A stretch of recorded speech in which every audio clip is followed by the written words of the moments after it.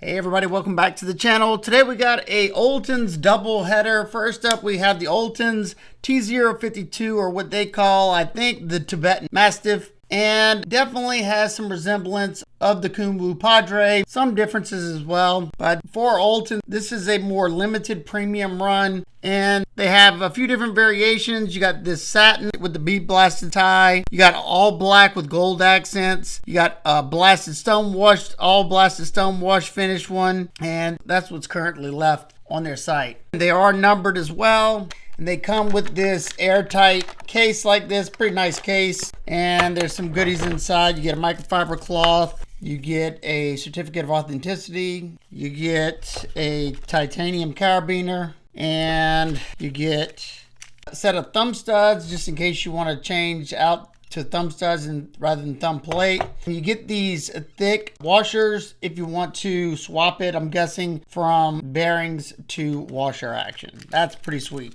And over here you also get a spare set of Omega springs. When it comes to Olitans, ever since I found them doing my Amazon Knife of the Month picks way back when, they have always really impressed me for the amount of stuff you get for the money and for the quality and performance of the knives that I've tested. So far, I haven't had one that wasn't a good performer yet, but this is the most premium Olitans knife that I've reviewed on this channel so far. This is a large knife at 8.3 inches overall. It has a 3.55 inch blade, a Bowler M390 stainless steel. This particular variant, like I said, has a satin finish. You got two top swedges up here. They come down to thin out that tip, so you got a nice tip for piercing. And this can be a very versatile blade shape because you can use that tip for drag cuts. And if you go to pierce into something, it's in the direct center line where you're going. You have a semi ramp there with some good jimping that grips the finger nicely. You have a full forward finger choil that I can choke up on, no problem. And you do have a semi crown spine from here to the tip. It's a very gentle crown, as you can see there. If you leave these stepped thumb plates on, it is kind of in the cutting path. That's something I've never found to mess with my cuts at all. But if you put on the regular studs, I'm sure it's going to bring it back here. It probably completely be out of the cutting path. That forward finger choil also acts as a oversized sharpening choil. You're going to be able to sharpen all the way to where my fingernail is before you have to worry about that at all. And if you ever had to open it up, even though I hate seeing this stop pin right here, you can see you have quite a bit of knife you can still sharpen, but I don't get why they do that. You know, make your lock up, make the blade hit this,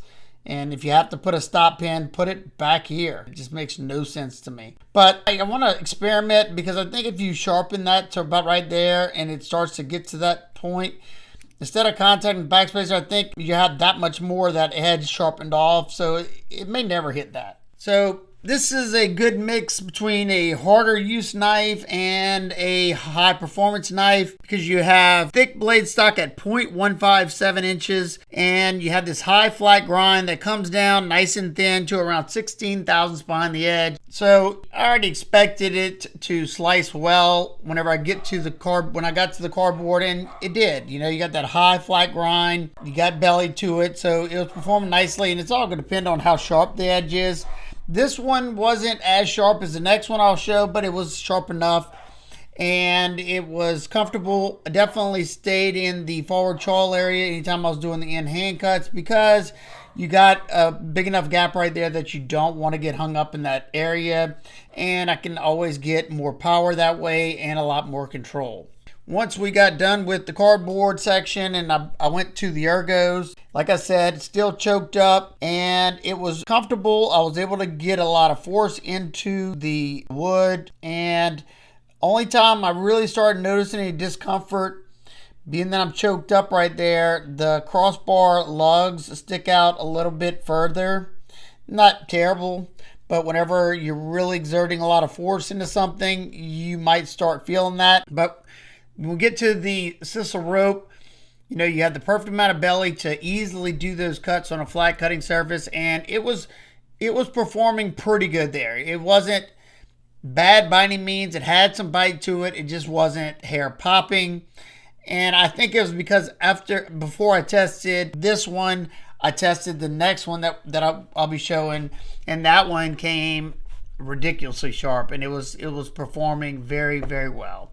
So, you know, I could have stropped this one up, but like I always say, I try to give you all the test straight out the box because that's how I started from the very beginning, and I'm not going to change it up now. The pinch grip on this one was comfortable, especially with the traction from the frag texture on the scales. It gives you a little bit extra grip, especially when I had my gloves on.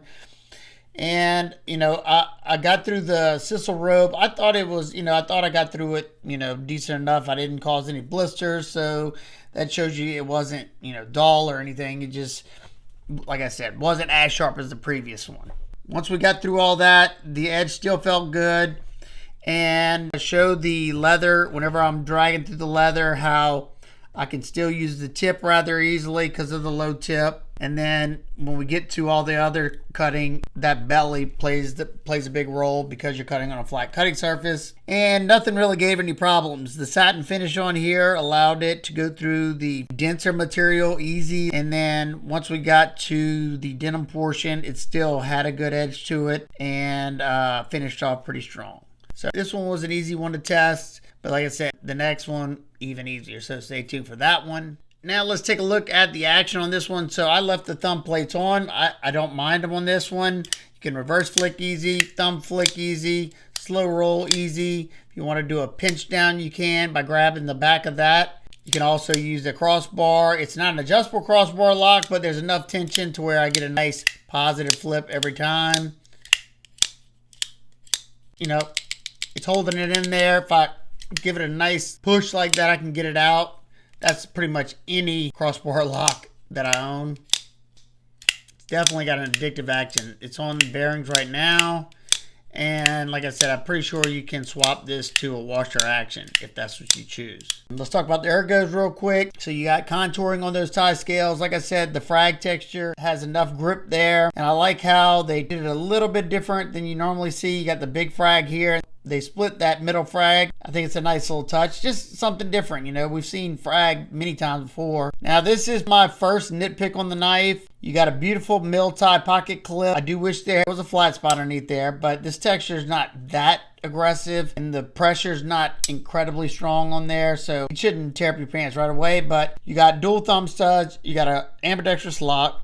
Wah, wah, wah. No lefty love there. That's a big bummer. That's probably a deal breaker for my lefties, I understand. But no matter which grip I hold this in, it was comfortable.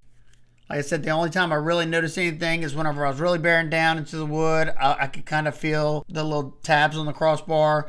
And I think it's because when I'm pushing hard, you know, the knife's kind of shifting in the hand a little bit back and forth.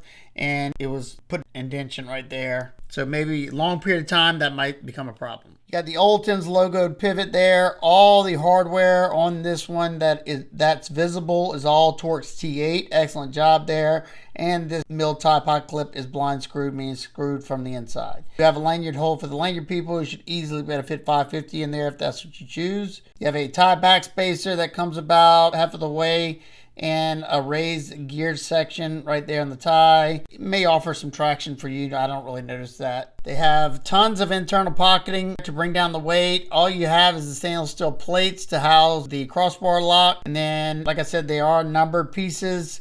This one's 23 out of 33. I'm guessing they have that many of each one. All that pocketing for big knife, thick slabs of tie, thick slab of M390, brings the weight to 5.57 ounces. I expect it to be more as chunky as this one is. Your balance point is right where you want it to be. Your lockup,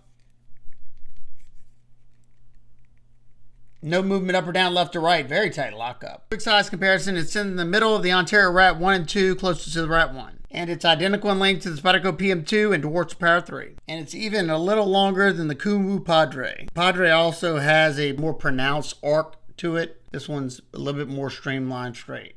Now, being that absolutely no knife's perfect, what are my nitpicks and complaints? There's no lefty love here, and I hate seeing these closed stop pins like that because it could possibly restrict you once you have sharpened that far. But if you look on this one's not that bad because you gotta have tons of sharpening before you have to worry about that. Because like I said, you're still removing edge every time, and you're gonna remove the edge all the way up to there. So by the time it hits that, I would think it still wouldn't be hitting the stop pin. I could be wrong there, but I still don't understand why you wouldn't put it, you know, back there. I'm guessing, oh, that's why, because it looks like it would interfere with the crossbar lock hole. So what are my final thoughts on the Olitans T052? I personally like the overall aesthetics. It's a versatile knife. It's a good slicer. They went all out on this one. The action is fantastic. You get a lot of extras with it. And this knife comes in at 230 bucks. Do I think that's out of line? Absolutely not. Especially if you're a righty. I think that's a pretty good price for everything you're getting here, especially being that these are contoured scales. You got the texture, you got that beautiful action.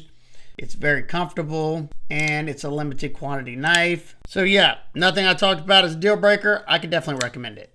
If you're interested in this one or the next one I show, they will both be linked down below in the description. The next one is the Olitans TO52 Bomber-two T068. I've been waiting for this one to be released. Finally, it's out. I think this exact variation is sold out, but they have an all blacked out version. They have a dark stone wash version. They have a antique bronze scale with a regular blade and a purple anodized tie scale with a regular blade. This is a much more compact knife at 6.82 inches overall. It has a 2.94 inch clip point blade, so this can be legal in all areas with 3 and under blade laws of Bowler M390 stainless steel. You got this nice top swedge that comes down to thin out that tip. This thing is super bulky.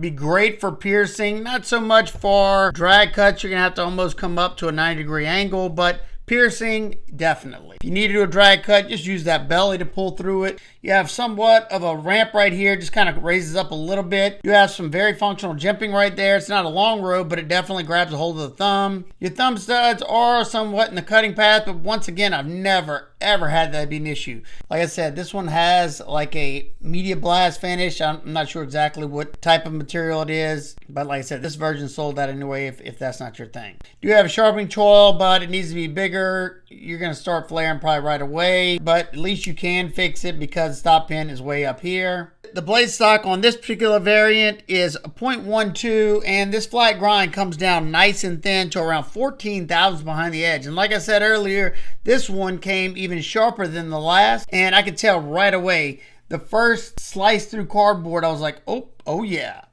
Now, I will say, being that you have that higher tip and that belly comes up higher, when I'm doing the cutting through the cardboard, the small sections that I'm cutting through is about as much as you're going to want to go, because that's whenever you're going to start hitting the belly.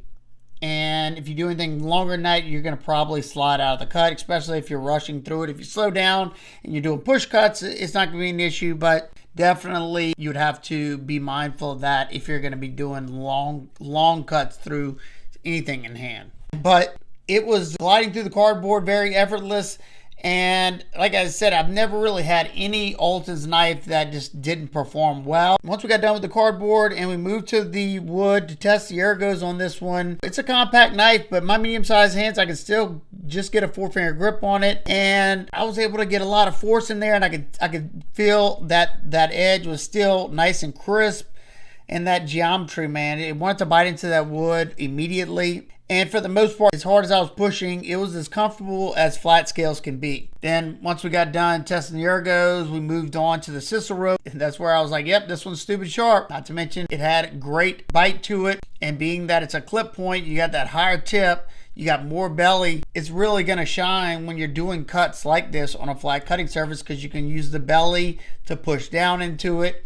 You can drag through the material, you can saw through the material, and you're going to be able to contact that whole belly area onto the flat cutting surface, and it blasted through the half-inch sisal rope. Besides the two Olitans, I was testing 2 other knives with it, and one of them performed about as good as the Olitans, but this one performed better than 2 of the premium knives I was testing alongside of it, and that's always a nice thing to see. Once we got done with the sisal rope and went to the rest of the stuff, like I said earlier, being you got the high tip, it's kind of hard to do a drag cut. You can do it, but it's just a lot easier to use that belly and pull through it, and that's what I did. It's like a little scalpel up there by that tip. And then I did notice just an ever so slight resistance when I was doing the tubing. Not that it wasn't passing through it nicely, but Initially, when I just get the cut started, that rubber sometimes grabs a hold of the sides, and this blasted finish was causing a little bit of friction, not much. And by the time I got to the denim, this thing was still going strong. Never felt like it slowed down in the least. So yeah, I was really impressed with how well this little knife performed. And we're gonna take a look at the action on this one. So this is a thumb stud deployer, and check out these thumb studs. Those look like custom thumb studs. They look nice. They offer the perfect amount of traction, and I can easily get my thumb in there. And watch how fast this thing thwacks open. I mean, rockets out. It's riding on cage ceramic bearings. It has a nice smooth action, nice and strong action too. You can reverse flick. You can slow roll. But that thumb flick, can y'all hear that? Just listen.